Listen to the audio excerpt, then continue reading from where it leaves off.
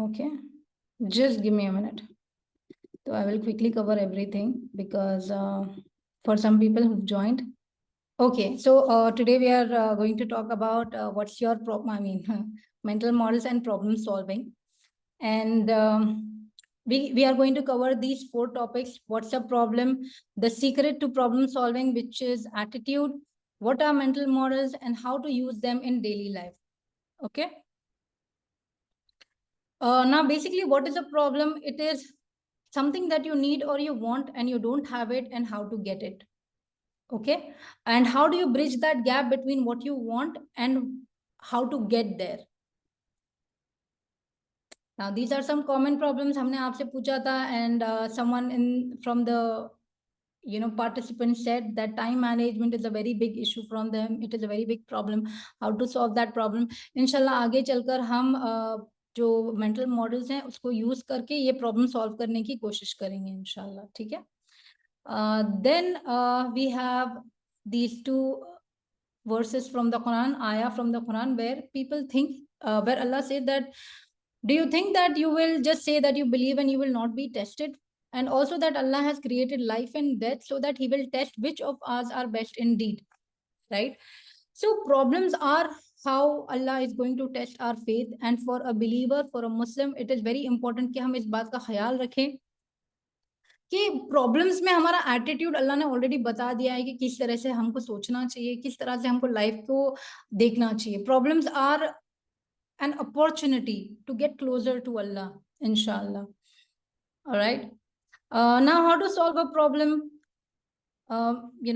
You guys give me some very good examples, but सबसे पहले तो ये attitude हमको याद रखना है कि being a Muslim, everything is good for us. Even problems are very good for us because दो ही स्टेट में हम जा सकते हैं, which is patience और gratitude, सब्र या शुक्र. तो जब भी कुछ हमारे साथ तकलीफ आए या something is not working out for us, that is just that Allah is testing you. And उसमें हमारे 2 responses होने चाहिए, सबसे पहले शुक्र और सब्र, and then figuring out how to solve those problems, inshallah. Now, the secret sauce to problem solving is, first step, your attitude. You need to stay positive. You need to believe good of Allah, that this is all because Allah wants something good for you. And how can you solve this problem? It is just a missing piece from a puzzle, right? Like problems are just something that you have to figure it out. It's like a game. When you are playing a game, video games हम सबने खेला है, तो हम सबको पता है कि video game में problems आती हैं. Video games में problems आती हैं just so that you can level up, right? Now, every time you're faced with a situation, you are supposed to ask, what can I do about it? That is the most important thing, even if it is a very massive problem like world peace or the state of humanity right now. You can't change the world, but सबसे पहले आप अपने आप को बदल सकते हो, आप अपना घर बदल सकते हो. तो हमेशा ये सोचना कि मैं क्या कर सकती हूँ या मैं क्या कर सकता हूँ, ये फर्स्ट स्टेप लेने पे आपको प्रोपेल पुश करता है. वरना हम हेल्पलेस फील करने लगते हैं, अरे यार इतने बड़े प्रॉब्लम हम कहाँ से सॉल्व करने लगे, हमसे कहाँ से होगा, है ना. तो सबसे पहले हमको ये सोचना है कि हम क्या कर सकते हैं इसके बारे में. Alright, and there are some things, कुछ चीजें ऐसी होती हैं जहां पे हम कुछ नहीं कर सकते, तो वहां पर क्या करना चाहिए? It is how you choose to respond और रिएक्ट. आप उस सिचुएशन के बारे में अपने जहन में क्या सोचते हो. जैसे किसी ने आपके साथ बुरा किया, आप उसके एक जालिम हुक्मरान है, आप उसके बारे में कुछ कर नहीं सकते, बट यू कैन रिएक्ट और you can choose how to respond in your head. Do you feel helpless, कि आप मजबूर, क्या आप एकदम कमजोर फील करते हैं, या फिर अपने जहन में आप बोलते हैं नहीं, I can handle this, I can take care of it. तो ये पॉजिटिव थिंकिंग बहुत इंपॉर्टेंट होती है for problem solving. And now we will move on to the 5 steps of problem solving. इससे पहले कि we move on to 5 steps of problem solving, can you guys just give me some like how you solve your problems? We will take 5 minutes. Twalha bhai, can you just be here for 5 minutes and ask people to give some examples of how they solve their problems? I will just be back in 5 minutes. I will just pray Maghrib and come back before I miss it. Yeah, sure, we will just give talk your about what you solution. thought of बहुत सारे meanwhile. Yeah, already कुछ लोगों का cover हो चुका है, but for the new people they can just give how they solve problem, and I will be back in just 5 minutes. perfect. चलो फिर आगे बढ़ते हैं इंशाल्लाह। बहुत सारे लोग तो सुन रहे थे, उनको पता है स्टेप्स क्या हैं, बट हम आगे जाते हैं।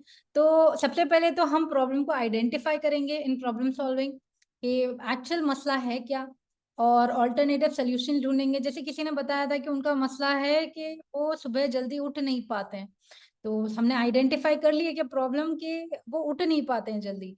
अभी सोल्यूशंस क्या हैं कि आप जल्दी सोने जाएं, या फिर आप अलार्म लगाएं, मम्मी को बोलें उठाएं आपको, या whoever is there who can help you। या क्या मसला एग्जैक्टली, कि आपकी नींद पूरी नहीं हो रही है या आपको सोने नहीं हो रहा है, you need to figure out those kind of things के एक्चुअल मसला क्या है। And then the third step would be, आप इवेल्युएट करोगे क्या ये सॉल्यूशंस हैं, इसको और डीप में जाना जरूरी है, इसको डिस्कस करना चाहिए, सलाह मशवरा करना चाहिए। ये सोने वाला मसला तो फिर भी बहुत छोटा है, but when it comes to marriage और बिजनेस और life related decisions, health related decision, तो वहां पर आपको ये थर्ड स्टेप बहुत ज्यादा इंपॉर्टेंट हो जाता है, where you have to discuss and you have to analyse things, right.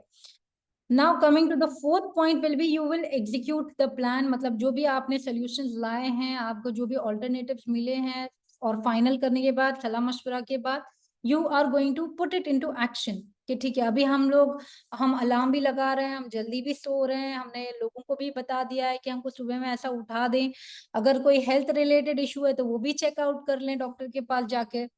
And finally the fifth step is कि जो भी किया है चल रहा है कि नहीं चल रहा है, is our solution the right solution. You will only get to know about it with feedback, performance, और by following up, right, with other people और विथ योर ओन प्लान। तो ये थे 5 स्टेप टू प्रॉब्लम सॉल्विंग। अभी हम next देखेंगे what are mental models इंशाल्लाह। ठीक है, तो देखो, मेंटल मॉडल्स मैंने आपको बताया था, these are just ways of thinking, कि हमारे जहन में पैटर्न्स बने हुए रहते हैं कि दुनिया चलती कैसे।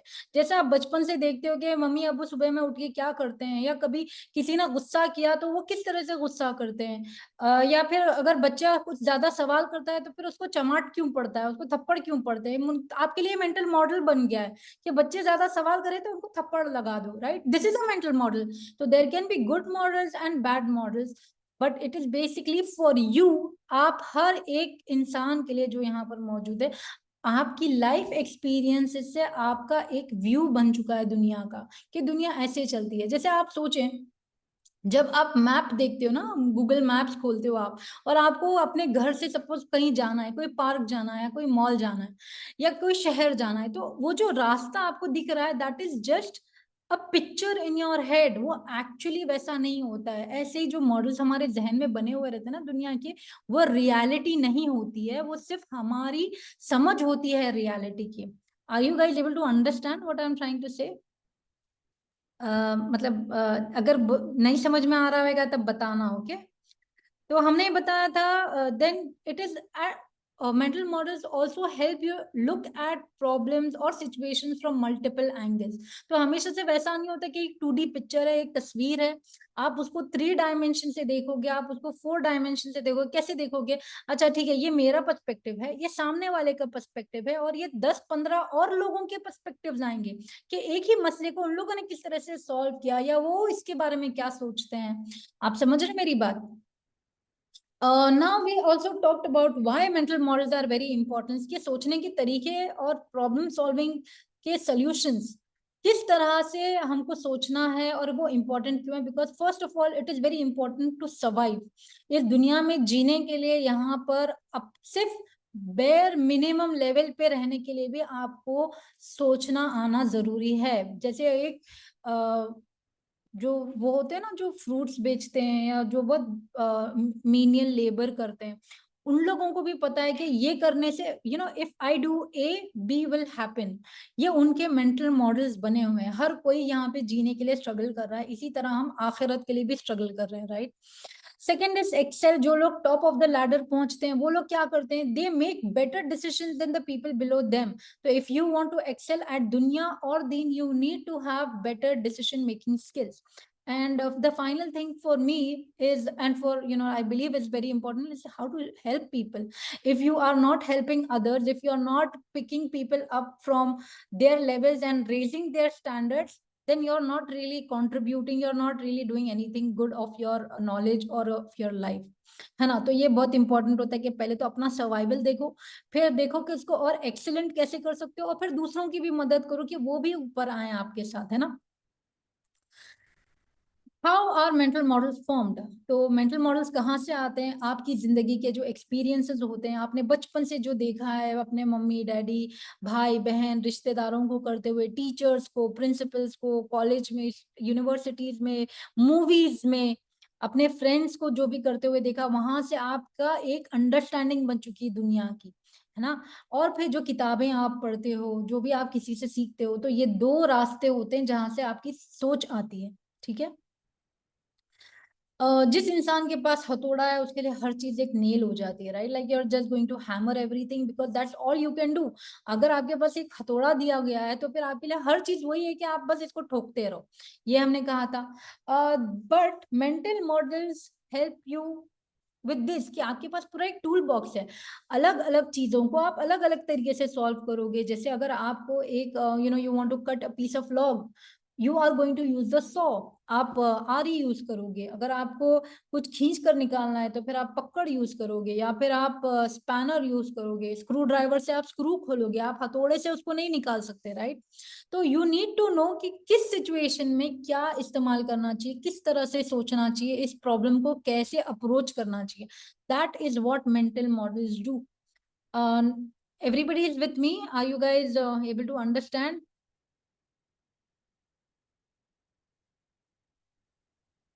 हाँ, मेंटल मॉडल इंशाल्लाह ये हम क्वेश्चन एंड आंसर्स में करते हैं, ओके। एंड इंशाल्लाह we have plenty of time for doing that. मैं क्विकली इसको कवर कर देती हूँ। बट अगर आप लोगों को नहीं समझ में आ रहा है, something is going out of your head और अबव योर हेड, तो प्लीज वो मुझे यहीं पे बता दें, so that like everybody is with us, हम आगे मिलकर चलें, तो that is beneficial for everybody, right. ठीक है, ओके। तो basically mental models are what?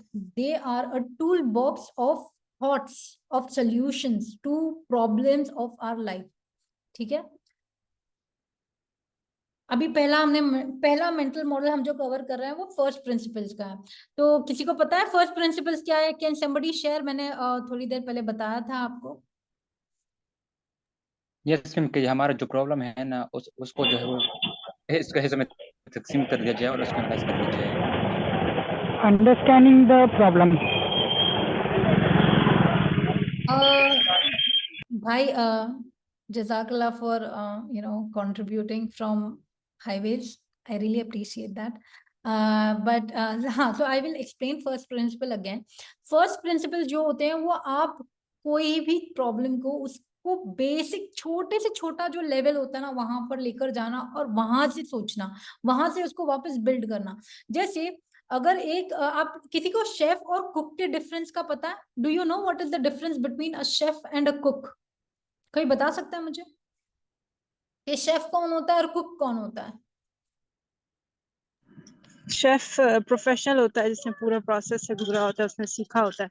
और कुक कोई भी हो सकता है जो देख दुख के कुछ भी सीख ले, कर रहे आम रेगुलर कुकिंग। जी, तो मैं बताती हूँ। That was a good example, जज़ाकल्लाह सना। तो देखें, जो शेफ होता है ना उसको, शेफ को है ना सारे बेसिक कॉन्सेप्ट्स क्लियर होते हैं कि कहाँ पे कब मसाला डालना है, क्या कैसे कट करना है, कितना डालना है, उसको पूरा साइंस पता होता है उस चीज का। तो जिस इंसान को वो फंडामेंटल्स क्लियर होते हैं ना, वो शेफ हो गया कुकिंग का। मतलब जो शेफ होता है वो उस तरह से बनाता है। जो कुक होता है ना वो खाली दूसरों की रेसिपीज कॉपी करता है, वो वहां पे अपना दिमाग नहीं लगाता। बस आपने यूट्यूब पे देखी है रेसिपी, इसको ऐसे बनाना है और आपका खाना तो बन जाता है।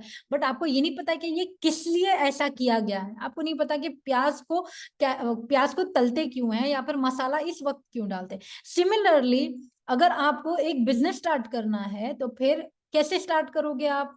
दो तरीके होंगे, या तो आप देखोगे कि बाजू वाले ने कैसा किया, सेम टू सेम मैं कॉपी कर लूं, या फिर आप देखोगे जैसे for example you want to start a fruit business, आप देखोगे कि फ्रूट्स कहाँ से आते हैं, क्या फ्रूट्स मुझे किसी से लेना चाहिए, डिस्ट्रीब्यूटर से लेना चाहिए, मुझे खुद उगाने चाहिए, दोनों में कॉस्ट कितना है, क्या मेरा खुद का बिजनेस इस तरह से लंबा चलाना है, या फिर मुझे खाली प्रॉफिट डिस्ट्रीब्यूशन से लेना है, आप समझ रहे हैं। वैसे मैरिज, अगर आपको marriage like if you are talking about first principles in marriage, you will look at कि मेरे बेसिक रिक्वायरमेंट्स क्या है मैरिज से, कि मुझे मेरे बच्चों के लिए अच्छी माँ चाहिए, बाप चाहिए, क्या मुझे I am marrying for the sake of Allah, और like it is my physical need और is it my spiritual need. जब तक आप उन बेसिक्स पर जाकर वो प्रॉब्लम को नहीं एड्रेस करेंगे ना, यू विल नॉट नो कि उसको सॉल्व कैसे करना है। कोई मुझे एक और एग्जांपल दे सकता है फर्स्ट प्रिंसिपल्स का, so that we can just clearly understand this? किसी को पता है फेमस किसने, बहुत फेमस एक शख्स है जिसने फर्स्ट प्रिंसिपल यूज करके बहुत बड़ा बिजनेस खड़ा किया है? Does anybody know who I am talking about?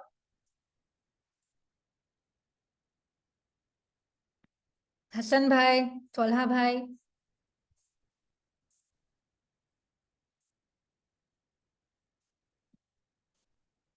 Anybody has heard of Elon Musk? किसी को पता है इलॉन मस्क कौन है? Yes, I know Elon Musk.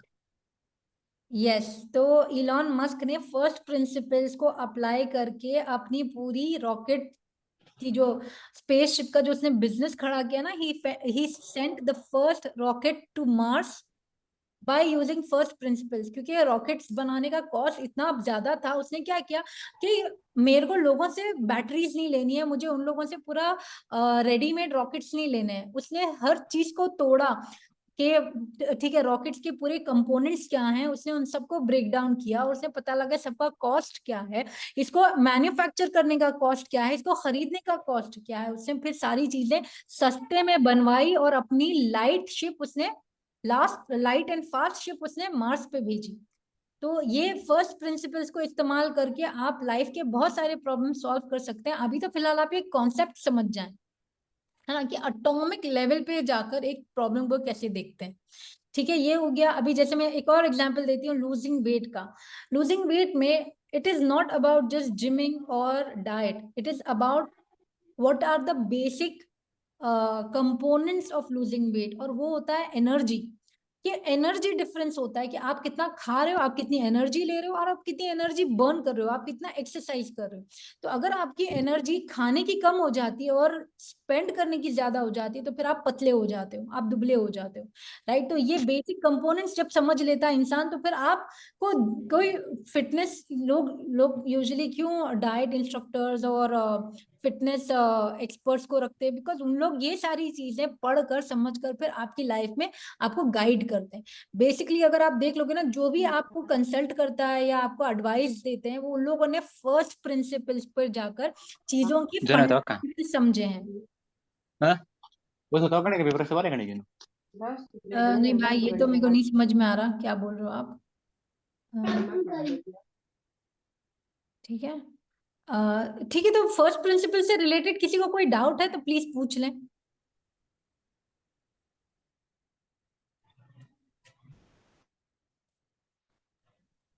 Maya, first principle का जो मतलब है वो यही है कि हमने हर प्रॉब्लम को उसके बेसिक या स्क्रैप से देखना है, उसके सॉल्यूशन में, या उस प्रॉब्लम को उसके इनिशियल लेवल से बस समझना है, ये इसका निचोड़ है।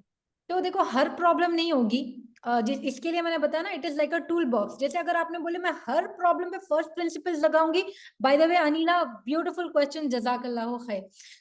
आपको ये समझना बहुत जरूरी है कि मेंटल मॉडल्स जो है ना, हर कोई एक अलग अलग टूल है, एक अलग अलग हथियार समझ लें, या एक अलग अलग इंस्ट्रूमेंट है।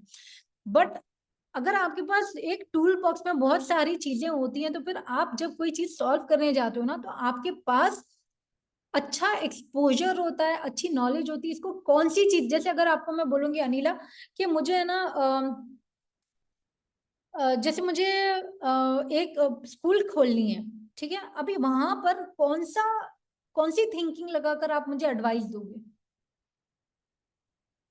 अच्छा, अगर चलो मैं आप लोग सबसे बोल रही हूँ कि मुझे एक स्कूल खोलना है, तो आप लोग मुझे कैसे बताओगे? मेरे लिए एक प्रॉब्लम है कि मुझे स्कूल खोलना है, ठीक है, दैट इज माय प्रॉब्लम।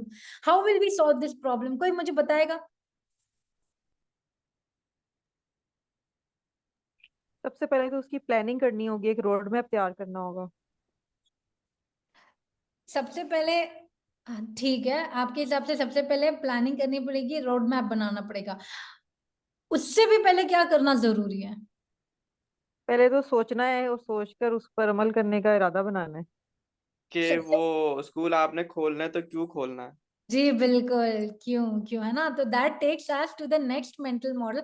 थोड़े हम एक 10-15 मॉडल्स कर लेंगे ना, फिर आपको पता चलेगा कि you know what I am trying to get at. ठीक है, फर्स्ट प्रिंसिपल इंशाल्लाह फिर आगे जाके हम वापस कवर करेंगे, अगर लोगों को क्वेश्चन एंड आंसर्स में कुछ सवाल रहेंगे तो। ठीक है, let's move on to the next one. Next one I think ये वाला है। तो it says tendency to distort due to liking, loving और डिसलाइकिंग और हेटिंग। तो ये बेसिकली क्या होता है पता है? आपको कुछ पसंद है तो आप इस वजह से वो करोगे, या आप किसी चीज से नफरत है तो इस वजह से आप वो नहीं करोगे। तो जैसे कि आप हमेशा अपने उसी दोस्त से जाके सलाह मशवरा करते हो जिसको आपको पता है कि वो आपकी फेवर में जवाब देगा।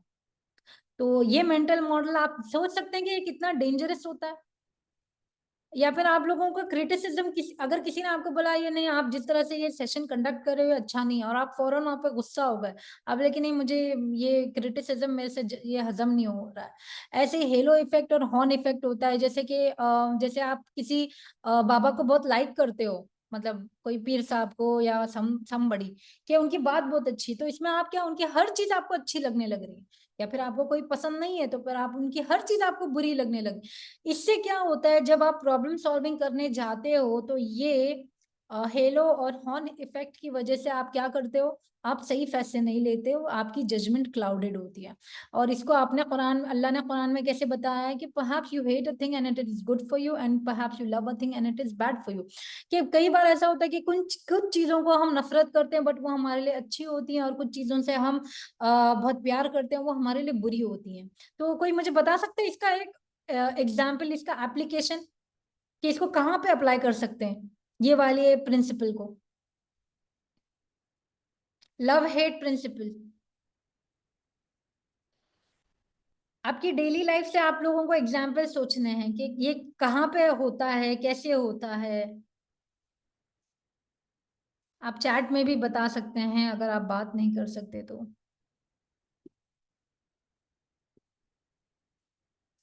यार थोड़ा सा जल्दी जल्दी जवाब दिया करो ना please, because you know it will be engaging also and it will help others also. और इतना वक्त, हमको वक्त की वैल्यू रहनी चाहिए ना, मतलब क्या हो जाएगा अगर आप अनम्यूट करके बात कर लेंगे तो थोड़ा सा। अस्सलाम वालेकुम रहमतुल्लाहि वबरकातुहू। वालेकुम अस्सलाम रहमतुल्लाहि वबरकातुहू।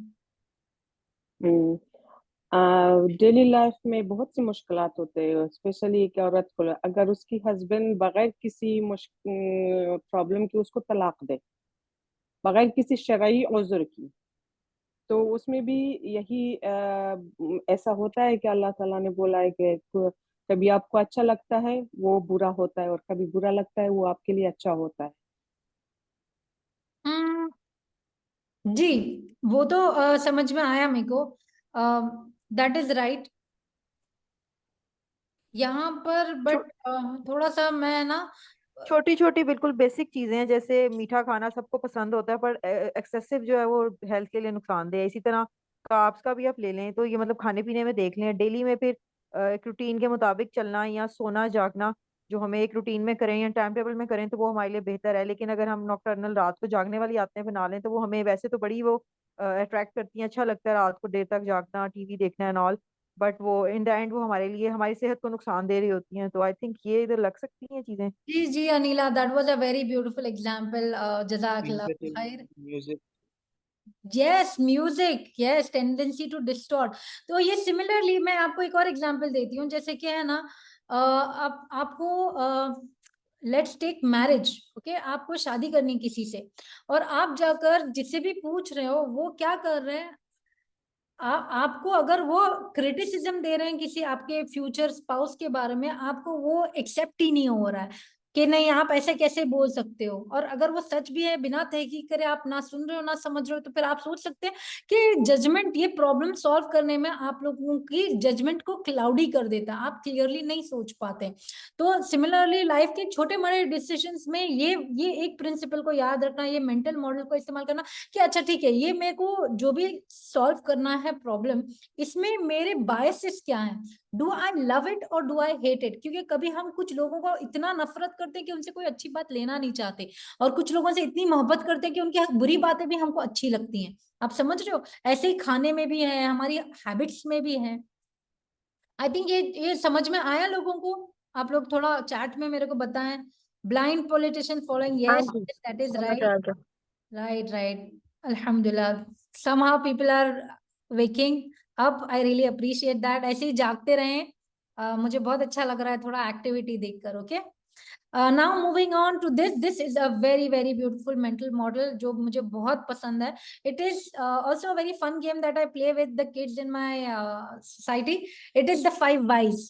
तो कोई भी प्रॉब्लम है, कोई भी चीज है, उसके ऊपर आप क्या करोगे, आप 5 whys पूछोगे, और इससे क्या होगा, रूट कॉज एनालिसिस, ये एक्चुअली ऐसा क्यों है ये आपको पता चलेगा। ओके, तो बहुत सिंपल सा है। जैसे मैंने यहाँ पे एग्जांपल दिया कि मैं पढ़ नहीं पाती।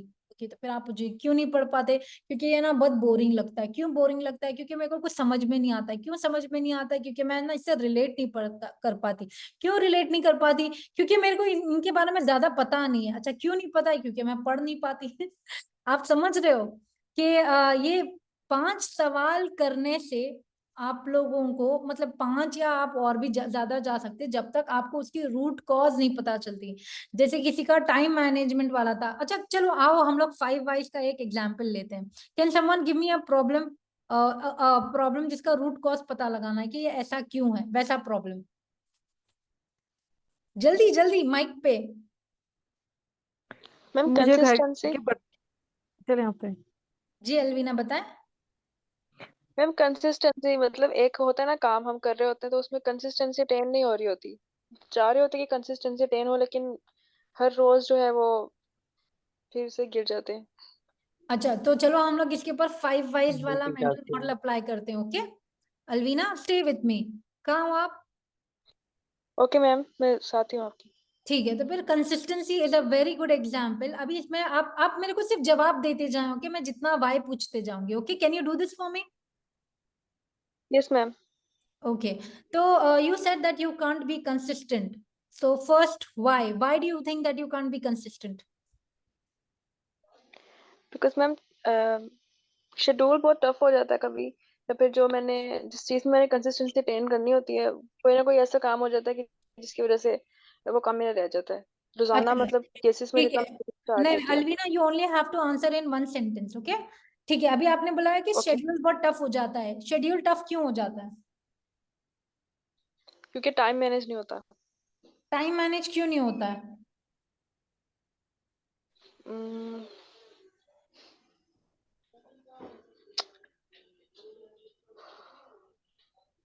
मैम रूटीन बहुत हैवी हो जाती है। रूटीन क्यों हैवी हो जाती है? मैम प्रॉपर अप्रोप्रिएट जो है मेरे पास कोई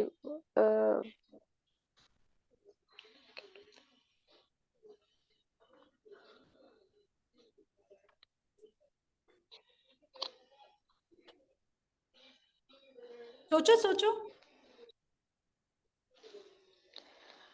अ,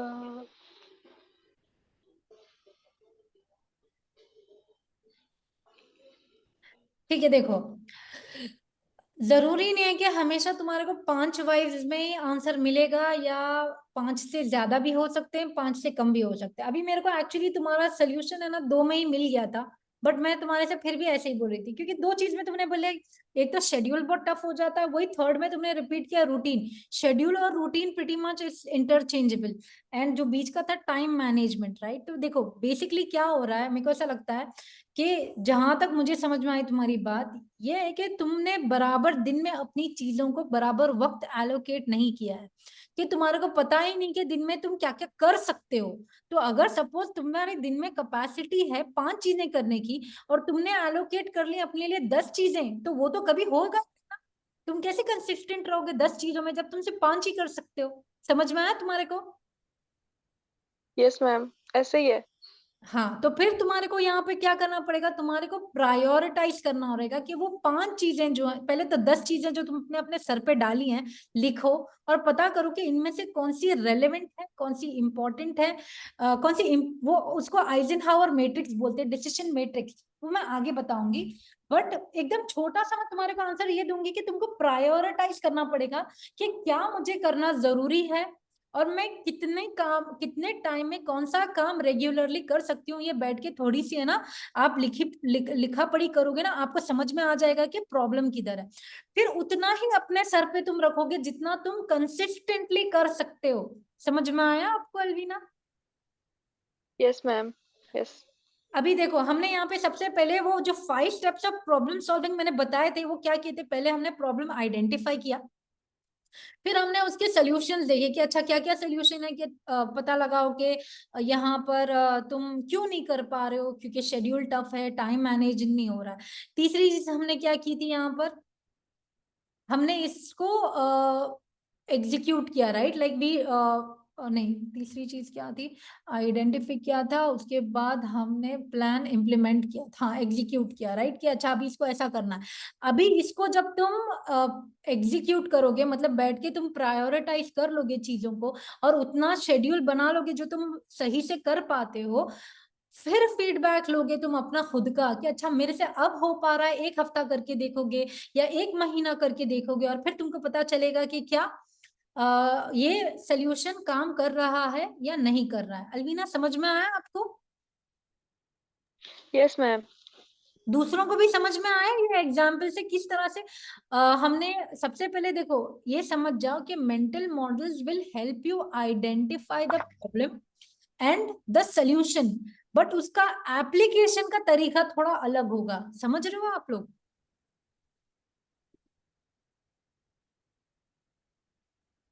ठीक है, ओके, चलो अल्हम्दुलिल्लाह। अभी हम लोग नेक्स्ट मेंटल मॉडल पे जाते हैं। Okay, the next mental model is the circle of influence and concern. तो ये है ना, किसी को समझ में आया इसका मतलब क्या है? सर्कल ऑफ इन्फ्लुएंस क्या होता है? किसी चीज के जेर असर आना। सॉरी, क्या बोल रहे हैं आप? जेर असर आना, इसका असर लेना, अच्छा या बुरा असर। नहीं, एक्चुअली मैं बता देती हूँ। तो सर्कल ऑफ इन्फ्लुएंस वो होता है जैसे आपको ये पता होना कि कहाँ पर आपका कंट्रोल है और कहाँ पर नहीं है। जैसे अगर आपकी एक टीम है, या फिर आप घर पर हो और आपको पता है कि आपसे बड़े आपके अब्बा और अम्मी हैं, तो वहां पर वो आपका सर्कल ऑफ इन्फ्लुएंस नहीं है। आपके फैसले आपके मम्मी अब्बू नहीं मानेंगे, बट आपके अम्मी अब्बू के फैसले आपको मानने, बिकॉज आप उनके सर्कल ऑफ इन्फ्लुएंस के अंदर हैं, वो आपकी सर्कल ऑफ इन्फ्लुएंस के अंदर नहीं है। तो ये भी पता होना बहुत जरूरी है। जैसे अगर फॉर एग्जांपल हम पिछला ही एग्जांपल ले लेते हैं, राइट, कि कंसिस्टेंट नहीं रह पा रहे, क्या उनके सर्कल ऑफ इन्फ्लुएंस के अंदर वो चीजें हैं जो वो करने की कोशिश कर रहे हैं? जैसे अगर उनका वक्त उनके इन्फ्लुएंस में ही नहीं है, उनके कंट्रोल में ही नहीं है उनका वक्त, और वो जैसे घर वाले उनको बार बार बुला लेते हैं या बहुत सारे काम दे देते हैं, तो फिर यहाँ पर तो उनका सर्कल ऑफ इन्फ्लुएंस है ही नहीं सोल्यूशन भी अप्लाई करने के लिए। आप लोग समझ रहे हैं मेरी बात में क्या बोल रही हूँ? जी जी, समझ आ रहे। दूसरों को भी समझ में आ रहा है कि you know like this these are a little, हाँ, these are a little complicated if you don't get it. तो मैं वापस से समझा देती हूँ कि हाँ,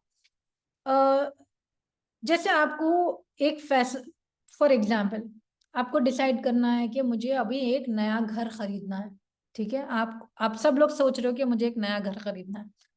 आप मुझे बताओ कि घर खरीदने के लिए आप क्या करोगे, कैसे खरीदोगे? सबसे पहले तो आपके पास पैसे होने चाहिए। पैसे होने चाहिए, और फिर नेक्स्ट क्या चाहिए भाई? एक घर आपने आ, फाइंड आउट किया हो। अच्छा, फिर जमीन, हाँ।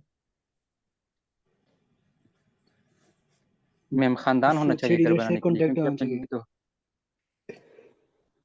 अच्छा चलो, सपोज हमारे पास खानदान है, पैसे हैं और सब कुछ है।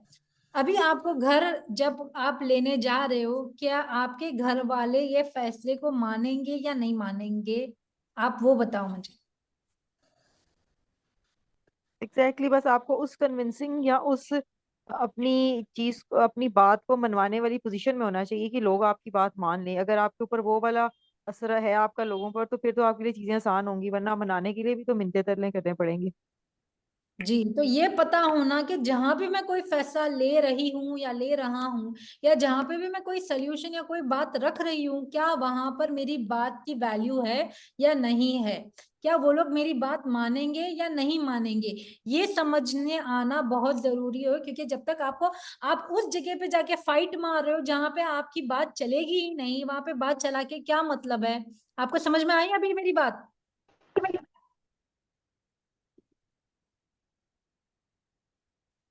देख जिसको नहीं समझ में आया वो प्लीज चैट में तभी जवाब दे मुझे, ताकि मैं मैं ये क्लियर कर दूं। ये बहुत इंपॉर्टेंट है समझना कि सर्कल ऑफ इन्फ्लुएंस क्या होता है। क्योंकि अक्सर हम out of our circle of influence काम करते रहते हैं, और इससे क्या होता है, हमारे काम नहीं बनते हैं। हम ऐसे फैसले लेते हैं जो हमको ही हर्ट करते रहते हैं, राइट? बिकॉज आप वहां जाकर, जी बिल्कुल, पॉलिसी मेकिंग, डिसीजन मेकिंग आप वहां कर रहे हो जहां पर आपका कोई अथॉरिटी नहीं है। ये समझ में आ गया? जैसे decision making at home, at work, ये एग्जांपल्स हैं। ओके, चलो अभी नेक्स्ट वाला देखते हैं, प्रोबेबिलिस्टिक थिंकिंग। अभी ये थोड़ा सा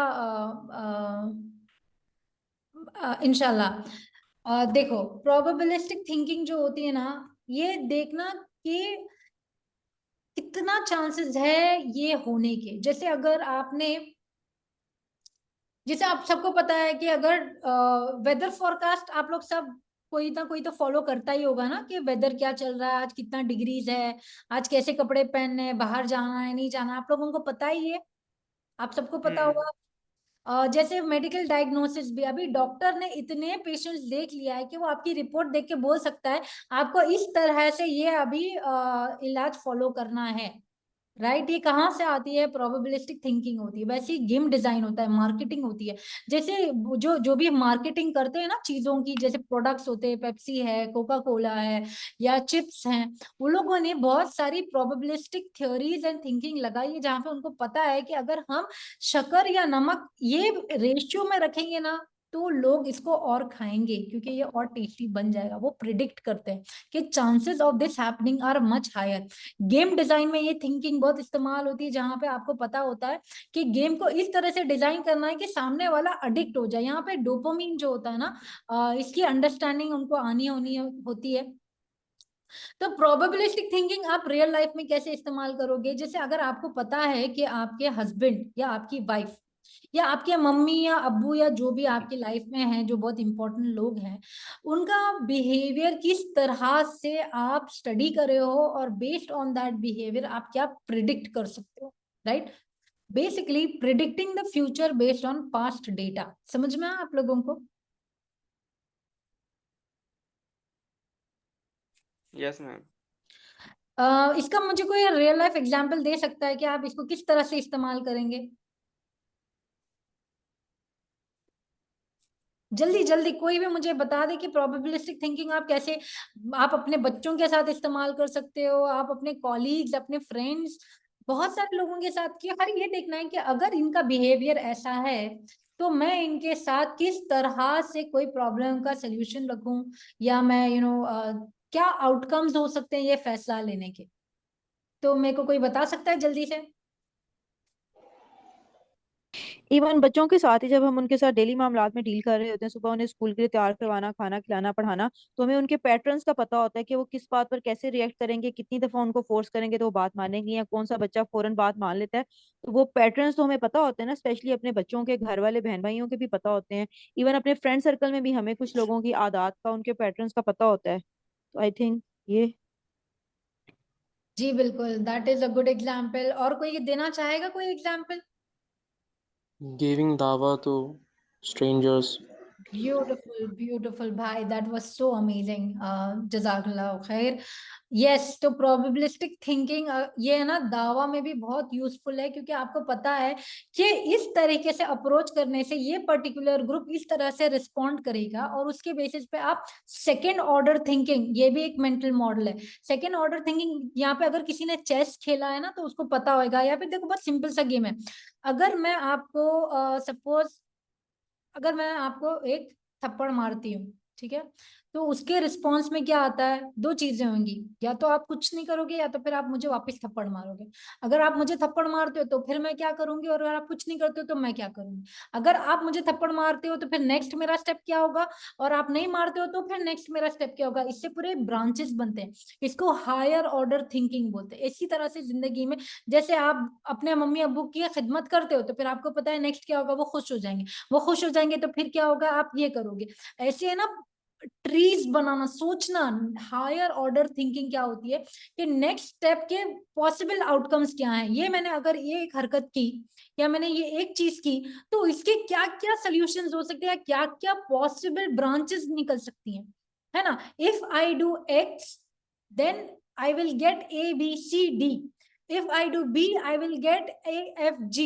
If I do G, I will get M, N, O, P. ये different outcomes based on what happens. इसको higher order thinking बोलते हैं, और ये भी एक mental model है जो मैंने आज cover नहीं किया, because there are hundreds of mental models. Okay, we can't cover them all, but I just wanted you guys to start thinking about these things.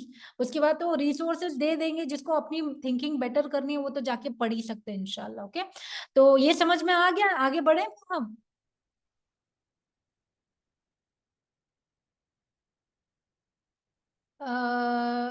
Over thinking, that's a good word Shabana. तो देखो over thinking ये होता है जब आप खाली दिमाग में सोचे जा रहे हो कि ऐसा हो जाएगा वैसा हो जाएगा। नहीं, that is not what we are talking about. We are talking about higher order thinking, जहां पे आपने क्लियर कट आउटकम्स डिफाइन किए हैं। For example, if I invest my money is in this business, what will happen? Outcome A, outcome B, outcome C. मतलब I will be in a profit, I will be in a loss, or I will break even. And then if I break even, what will I do? If I am in a profit, what will I do? If I am in a loss, what will I do? अच्छा, ये particular चीजों के ऊपर फिर और आगे जा जाकर सोचना, इसमें थोड़ा ना सर दर्द होने लगता है जब आप हायर ऑर्डर थिंकिंग करते हैं। बट जो लोग हायर ऑर्डर थिंकिंग करते हैं, जैसे Khalid bin Walid was a beautiful example of higher order thinking. When he was in the battlefield, he thought about things which nobody else thought, because he knew कि अगर मैं ये side से जाऊंगा तो ये पॉसिबल चीजें होंगी और वहां पे मुझे ये सामना करना पड़ेगा, तो फिर उस पे वहां पे मुझे क्या फैसले लेने। ये हायर ऑर्डर थिंकिंग होती है। अक्सर लीडर्स को हायर ऑर्डर थिंकिंग करनी जरूरी है, otherwise they will not be good leaders, they will make big mess. आप समझ रहे हैं इस बात को? Are you guys able to follow what I am trying to say? ठीक है, ओके, चलो आगे बढ़ते हैं इंशाल्लाह। Next model is a very beautiful model, it is called Occam's razor. And ये नाम इसके लिए है, मतलब नाम वहां पे तो फिर ठीक है जाते नहीं, बट सिंपल सा ये है कि जो जिसकी एक्सप्लेनेशन सबसे इजी होती है, सिंपल होती है, अक्सर वही सही आंसर होता है, वही सही सोल्यूशन होता है। फॉर एग्जाम्पल, जब जो लोग like they are very confused about believing in one God, और द कॉन्सेप्ट ऑफ गॉड, तौहीद is the most simplest explanation of our creator. अभी LGBT में लोग इतने कंफ्यूज हो गए, but the simplest explanation is that Allah has created two genders, man and woman, for reproduction, and this is how the world is suppose to work. अभी जितने ज्यादा वो लोगों ने प्रोबेबिलिटीज डाल दी हैं जेंडर्स की and this and that, people are very lost and they are very confuse.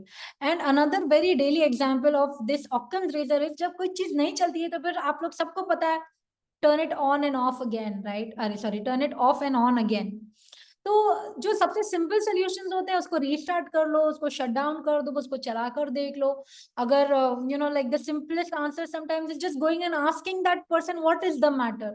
बहुत सारे अजम्पशंस करने से आप लोगों को समझ में ऑक्कम्स रेजर क्या होता है? Can someone give me a real life example of how to use Occam's razor? Myra ma'am, ये जरा एक दफा दोबारा बताएं प्लीज, ये मुझे थोड़ा सा समझ नहीं आया। मेरी नेट भी डिस्कनेक्ट हो गया था फ्यू सेकंड्स के लिए। जी नो प्रॉब्लम। तो देखो ऑक्कम्स रेजर जो होता है ना, अक्सर जिंदगी में मतलब most of the time the most simple explanation of something, जो सबसे आसान जो एक्सप्लेनेशन होती है ना कोई भी मामले की, कोई भी चीज की, वही सही वाली होती है। जैसे मैंने एग्जांपल्स दी थी तौहीद की, जेंडर्स की। और अक्सर जब हमारा कंप्यूटर नहीं चलता है या इंटरनेट नहीं चलता है तो हम उसको क्या करते हैं, ऑन एंड ऑफ कर देते हैं। बहुत सिंपल एक्सप्लेनेशन है उसकी कि बस सिस्टम्स को शट डाउन करो और उनको वापस ऑन कर दो। इसी तरह से लाइफ में और भी बहुत सारी चीजें होती है कि बच्चा बहुत रो रहा है, क्यों रो रहा है, उसको कोई तकलीफ है। ये सोचना कि नहीं बच्चे को है ना शायद पेट में उसके कुछ हो गया है या उसको कैंसर हो गया है, ये लॉजिक नहीं बनती है, राइट। अक्सर लोग चीजों को बहुत कॉम्प्लिकेट कर देते हैं। ऑक्कम रेजर सेज कि look for the simplest explanation. सबसे सिंपल एक्सप्लेनेशन क्या होगी? अभी मैं एक एग्जाम्पल देती हूँ क्या आप लोगों को। फॉर एग्जाम्पल हस्बैंड और वाइफ में बहुत झगड़े हो रहे हैं। ओके, फॉर एग्जाम्पल हस्बैंड या पेरेंट्स और बच्चे में बहुत झगड़े हो रहे हैं। इसकी सिंपलेस्ट एक्सप्लेनेशन क्या होगी?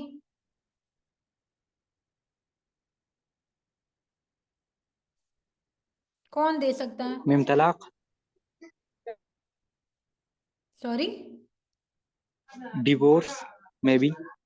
नहीं भाई ये क्या बात बोल रहे हो? नहीं, सिंपलेस्ट एक्सप्लेनेशन ये होगी कि there are differences, there are misunderstanding.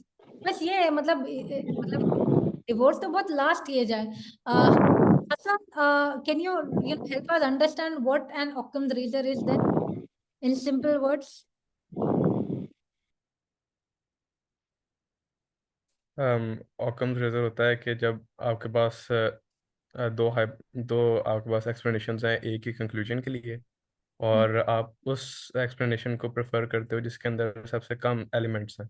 For example, अगर आपके पास एक चेन ऑफ इवेंट्स हैं जो कि एक कंक्लूजन एक्स को के ऊपर जाती है, तो फिर आप उसके बीच के जितने भी इवेंट्स हुए हैं ना जो कि एक ही कॉजल रिलेशन रखते हैं एक ही चेन में, तो आप उनको हटा के कह दो कि ए कॉज जी। मतलब अगर आपके पास है ए कॉज बी, बी कॉज सी और सो ऑन, तो आप बीच के एलिमेंट्स हटा दो, तो उस हाइपोथेसिस को चूज करो जिसके अंदर सबसे कम एलिमेंट्स हैं। ये ऑकम्स रेजर होता है। I totally agree and I understand, but for the purpose of this session, I try Yeah, I get it. Yeah, I get it. explain like I am 5. That is what I am trying to do here. मैं बताऊं मेरा ma'am, मुझे थोड़ा सा जो समझ आया है। जी जी बताएं। जैसे एक छोटा बच्चा होता है, टूडलर, वो रो रहा है, तो सबसे पहला क्या थॉट आती है? यहाँ तो वो रो रहा है, दूसरा यहाँ तो उसका पैमी चेंज करना है। और जी बड़ों का भी इसी तरह, जैसे आपने बोला मियाँ बीवी की लड़ाई हो रही है, तो दो ही सिचुएशंस हैं। सबसे पहली जो आपने बोला मिसअंडरस्टैंडिंग, या सबसे जो उससे भी ज्यादा अगर हो सकती है, तो दो लोग जो साथ रहते हैं तो कहीं ना कहीं उनके इख्तलाफात भी होते हैं, तो इट डजंट मीन कि उसको ब्रेकअप की तरफ लिया जाए या तलाक वगैरह की तरफ। वो तो द एक्सट्रीम पॉइंट हो जाता है ना। जी। तो कभी भी है ना लाइफ में जब भी आपके पास कोई भी सिचुएशन हो तो आपको ये देखना है कि इसकी सबसे आसान एक्सप्लेनेशन क्या हो सकती है और उसके ऊपर काम करना। और देखो ऑब्वियसली ये जैसे मैंने आपको बताया, आप अगर एक मेंटल मॉडल लेकर हथौड़े की तरह उसको इस्तेमाल करने लगेंगे ना तो फिर प्रॉब्लम हो जाएगी। आपको उस सिचुएशन के ऊपर सोच समझकर इस चीज को अप्लाई करना है, ठीक है। तो सबको समझ में आ गया ऑक्कम्स रेजर क्या होता है? हाँ जी, आ गया मैम। अगर किसी को नहीं समझ में आया तो वो प्लीज चैट में डाल दें, तो इंशाल्लाह हम उसको ये करेंगे। अभी नेक्स्ट वाला बहुत ब्यूटीफुल रेजर है इंशाल्लाह। चलो ये करते हैं। The next razor is Hanlon's razor. अभी हैंडलॉन क्या बोलते हैं कि you should not assume bad ma'am, out. जी कौन है? क्या हम कुरान को उस नज़रिए से देख सकते हैं जो आप बोल रहे हैं? किस किस नजरिए से भाई, और क्या बोल रही हूँ मैं? ऑकम रीजन के बाद क्या आप बोल रहे थे? जी भाई, मैंने वहां पे एग्जाम्पल दिया था ना तौहीद का, कि मतलब जब आपको ये लोग जैसे let me give you an example of Trinity, right. अभी ट्रिनिटी को प्रूव करने के लोगों को कितना माइंड बेंडिंग बातें करनी पड़ती हैं कि नहीं पहले ना God created his son and then he sacrificed the son and his flesh and blood is how we are going to be get salvation and stuff. ये इतना कॉम्प्लिकेटेड कर, but why can't you just accept कि God is all alone. He does not need to sacrifice a son. To forgive everybody. मतलब ये सबसे आसान explanation है। अभी मैंने यहाँ पे एग्जांपल एलजीबीटी का भी दिया है कि एलजीबीटी क्या, जितने ज्यादा जेंडर्स हैं आर दे सर्विंग। अल्लाह ने आदमी और औरत को इसलिए बनाया ताकि अल्लाह नस्लों को पैदा कर सके, लोग रिप्रोड्यूस कर सके। अभी अगर वो नहीं हो रहा है तो like the simplest explanation reproduction. if that is not working, how can you justify LGBT? You can't. And are you able to understand? And Quran के मामले में, I'm sorry bhai, I didn't understand your question. Can you please repeat?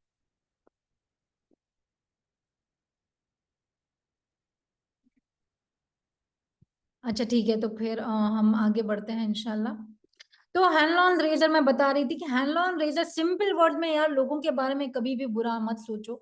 अगर कुछ उनसे हो गया है या वो कुछ ऐसा करते हैं तो फिर you need to have strong evidence to support that assumption, but कभी भी लोगों के बारे में बुरा सोच के फैसले ना लो। एंड टू सपोर्ट दैट, अल्हम्दुलिल्लाह, what a beautiful system is इस्लाम। क्योंकि हर चीज के लिए अल्लाह ने हमको या तो हदीस से या तो कुरान से कुछ ना कुछ मिलता है, where you can use mental models. Okay, वो यहाँ पे अल्लाह बोलते हैं कि O you have believed, avoid much negative assumption, indeed some assumption is sin। तो बेसिकली ये क्या बोल रहे हैं कि लोगों के बारे में बुरा अज्यूम मत करो, क्योंकि कुछ चीजें ऐसी होती हैं कि जो गुनाह हो जाती हैं, which is a sin against Allah and the people, right? तो hand-on razor is very simple कि when you see something that is not right or not good on others, just don't assume इल, उनके बारे में बुरा मत सोचो। Example, कभी अगर आपके साथ किसी ने कुछ कर दिया है या आपको ऐसा लग रहा है कि जैसे किसी ने सलाम नहीं किया और आप ये सोच रहे हो अरे ये कैसे मेरे को सलाम का जवाब नहीं दे रहे हैं, ये क्या हो गया इनको, ये तो मतलब मुझसे नफरत करते हैं या मुझसे खुन्नस रखते हैं। ऐसी बातें सोचने से पहले ये शायद उनको, उनके जहन में कुछ और चल रहा होगा। यहाँ तक तो मैंने एक बयान में सुनी थी कि we are suppose to give 70 excuses to our Muslim brothers and sisters. 70 excuse and 71 excuse, 71st excuse पे प्रॉब्लम आपके अंदर ही होगी, उनके अंदर प्रॉब्लम नहीं होगी। हमको यहाँ तक सोचने का, यहाँ तक इस तरीके से हमको हुक्म दिया गया है, राइट, कि this is how we are suppose to treat each other. तो ये हैंड-ऑन रेजर बहुत सिंपल है कि यार हमेशा है ना अच्छे से इन्वेस्टिगेट करो, लोगों से पूछ लिया करो कि मसला क्या है, प्रॉब्लम क्या है, अज्यूम ना करो, और नेगेटिव तो अजम्पशंस बिल्कुल ही ना करो। Okay, you have to give the benefit of doubt to others। ये समझ में आ गया? बहुत आसान था ये वाला। बिल्कुल बहुत जबरदस्त समझ में आया। मैंने नेक गुमान रखी है अपने लिए जी या जी, दूसरों के लिए भी। हमेशा भले लोग आपके साथ बुरा भी कर, जब तक आपके पास सबूत नहीं है, स्ट्रॉन्ग एविडेंस नहीं है, जैसे किसी ने आपको खुल्लम खुल्ला बोल दिया कि मैं तो तुम्हारे साथ तुम्हारा मर्डर कर दूंगी या मैं तुम्हारे साथ ऐसा कर दूंगी, तुम्हारा घर जला दूंगी, खुल्लम खुल्ला लोग आपको कुछ बोलते नहीं, तो फिर आप अज्यूम ना करें कि ये मेरा घर जला देंगे। जब तक बोला नहीं कैसे जला देंगे, कैसे कुछ कर देंगे। तो खुल्लम खुल्ला अगर कोई बोल रहा है, क्लियर कर दे रहा है, तो फिर वो अलग बात होती है। बट आप जस्ट बिकॉज किसी ने आपसे बात नहीं की या किसी ने आपको जवाब नहीं दिया, या while taking decisions with other people they are not behaving right with you, you should not assume bad of those people. Okay, हमेशा हुस्न ज़न रखना है, ठीक है। नेक्स्ट हम जाते हैं, and I think this will be the last mental model for today. और मैं थोड़े से बाकी की सिर्फ टच कर दूंगी क्योंकि we are also sort of out of time, but इंशाल्लाह I will try to cover. Inversion principle जो है ये है कि identifying what the solution is not rather than what it is. जैसे इसका सिंपल सा मैं एग्जांपल यहाँ पे देती हूँ। सीधे सीधे से नहीं सॉरी, हाँ, सिंपल एग्जांपल ये है कि जब आपको वेट लॉस करना है, more than what to do, it is about what not to do, right. जैसे आपको मीठा नहीं खाना है, आपको कार्ब्स कम कर खाना है, या कार्ब्स नहीं खाने हैं, या फिर आपको पूरा दिन आराम नहीं करना है, it's one of those things। जैसे all the things that you should not do, you should make a list of those things। Another simple thing is like you don't have to be a genius, you just have to not be stupid। खाली बेवकूफियां नहीं करने से भी आपके काम बन जाएंगे, है ना। तो ये है, बस सिंपल है, जस्ट डोंट बी स्टूपिड, ये वाला है इसका इन्वर्जन प्रिंसिपल है। How not to fail, write down all the ways how you can fail and just avoid those things. समझ में आ गया आपको? किसी को नहीं समझ में आया तो वापस मैं रिपीट कर सकती हूँ, आप लोग, या फिर मुझे कोई बता दे। अनिला, आपको समझ में आया मैंने क्या बताया? Please repeat.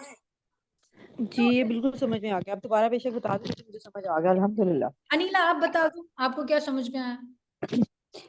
इन्वर्जन प्रिंसिपल का आपने ये बताया कि जो कोई भी प्रॉब्लम है, प्रॉब्लम नहीं, आपने एग्जांपल इस तरह, उससे सबसे आसान है कि अगर हमने वेट लॉस करना है तो सबसे पहले हमने क्या नहीं करना वो अहम है। मतलब करना तो सब कुछ ही होता है हमने, अगर वेट लॉस नहीं भी करना, लेकिन हमने वेट लॉस में सबसे ज्यादा फोकस जिस चीज पर रखना होता है कि हमने रोटी चावल कम करने हैं, हमने मीठा कम करना है, देन हमने अपनी एक डाइट को कंट्रोल में रखना है। मतलब जो नहीं करना है, डोंट्स पर हमने फोकस ज्यादा रखना है। तो इन्वर्जन का प्रिंसिपल का बेसिक जो रूल है वो ये है कि हमने जो नहीं करने वाली चीजें ना उन पर अपना फोकस क्लियर रखना है। हाँ, बस जो करना है अगर वो भी नहीं कर रहे हो वो ठीक है, बट जो नहीं करना वो करने से ही आपका काम बन जाएगा। समझ गए आप? जी बिल्कुल। हाँ, तो और एक ये मैंने यहाँ पे दिया है कि to be smart you don't have to learn how to be smart, you just have to avoid being stupid। मतलब बेवकूफियों से बच जाओगे तो आप ऑटोमेटिकली क्या बन जाओगे?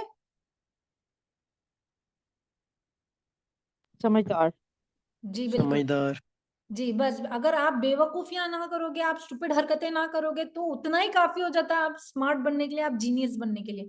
जीनियस बनने के लिए आपको इतनी सारी चीजें करनी है, वो छोड़ो, क्या नहीं करना है पहले उसके ऊपर ध्यान दो। ठीक है, ये भी एक प्रिंसिपल रहता है जिसमें आप अपनी लाइफ की प्रॉब्लम्स क्लियर कर सकते हैं। अभी यहाँ पर मैंने ये वाली स्लाइड में आप लोगों को कुछ चीजें बताई हैं, जैसे लर्निंग एंड डेवलपमेंट के मेंटल मॉडल्स जो हैं, उसमें क्या है, स्वॉट एनालिसिस है। ये मेरी कुछ सेशंस में मैंने ये किया है, स्वॉट एनालिसिस, ग्रोथ माइंडसेट। स्वॉट एनालिसिस क्या होता है? बेसिकली आप अपनी स्ट्रेंथ्स, वीकनेसेस, अपॉर्चुनिटीज और थ्रेट्स एनालाइज करते हैं, देखते हैं कि आपकी स्ट्रेंथ्स क्या है, वीकनेसेस क्या है और उनको कैसे इस्तेमाल करना। ग्रोथ माइंडसेट में आप ये देखते हो कि हमेशा किस तरह से आप आगे बढ़ सकते हो। Pomodoro technique basically time management के लिए है। आइजनहावर, आप ये भी टाइम मैनेजमेंट के लिए कि प्रायोरिटीज कैसे सेट करनी है। 80-20 रूल से आप जिंदगी के सारे फैसले, सारी चीजों की क्लैरिटी मिल जाती है, क्योंकि अक्सर वो जो 20% होता है ना वही ज्यादा इंपॉर्टेंट होता है, उसके ऊपर कैसे फोकस करना है, राइट। स्पेस रेपिटेशन पढ़ाई के लिए होता है कि रेगुलर इंटरवल्स पे जो पढ़ना रहता है, ये एक मेंटल मॉडल है। चंकिंग, मतलब एक साथ क्या क्या पढ़ सकते हैं, वो है। विजुअलाइजेशन, किस तरह से विजुअली चीजों को याद रखा जा सकता है, ये वो है। तो ये कुछ चीजें थी। एंड फाइनली ये है, अल्लाह says in the Quran, he gives wisdom to whom he pleases and whoever is given wisdom has indeed been given much good। तो जो हिकमत होती है ना, हिकमत कैसे आती है? हिकमत बहुत सारे तरीकों से, बहुत सारे रास्तों से एक चीज के बारे में सोचने का तरीका सीखना है, राइट। कोई भी बात को करने के कितने तरीके हो, किसके साथ कैसे करना है, किस वक्त पे करना है, क्या नहीं करना है, ये सारी हिकमत होती है। मेंटल मॉडल्स अल्हम्दुलिल्लाह हमारे इस्लाम में कुरान और हदीस के जरिए अल्लाह ने और हमारे नबी सल्लल्लाहु अलैहि वसल्लम ने बहुत सारे हमारे पास प्रिंसिपल्स हैं सोचने के। बट दुनिया में जीने के लिए, फैसले करने के लिए और भी हमारे पास रास्ते हैं, उनको वो इल्म हासिल करना जरूरी है। Because when you understand these concepts, life just becomes easier. आपका टूल बॉक्स अच्छा खासा रहता है, उसके अंदर बहुत सारे टूल्स होते हैं, तो आपको पता होता है कि कब कहाँ पे क्या टूल्स इस्तेमाल करने हैं, right. So that was the point of mental models. Abhi, I think we are done with the session and we can take Q&As. एक second.